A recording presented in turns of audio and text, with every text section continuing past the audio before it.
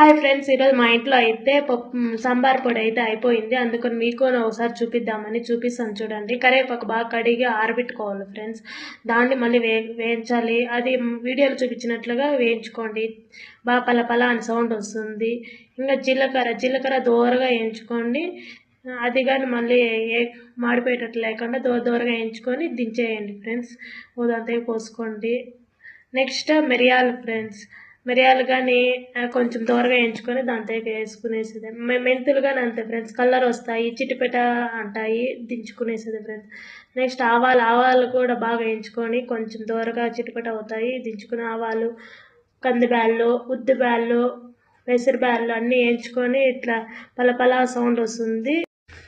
కొంచెం బాగా చల్లారినాక మళ్ళీ పట్టాల మిక్సీ ఫ్రెండ్స్.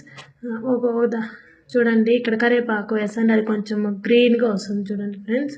ఉత్త కరివేపాకు అవి కొన్ని బ్యాళ్ళు వేసాలకి గ్రీన్ది మళ్ళీ వైట్ది 2-3 సార్లు అయితే నేను పట్టాను ఫ్రెండ్స్.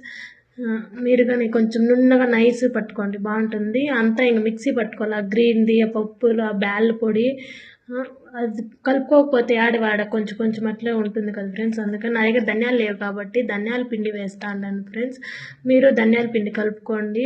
అప్పుడే పప్పు పొడి సాంబార్ పొడి అవుతుంది ఫ్రెండ్స్. అంటే అవి ఇది కలిసిపోతుంది కాబట్టి. సో ఇంకా అది కొంచెము డబ్బాలో తీసి పెట్టుకోండి. మళ్ళీ మిగిలిన ఫ్రిడ్జ్లో నా వీడియో నచ్చితే కనుక లైక్ చేసి సబ్స్క్రైబ్ చేయండి.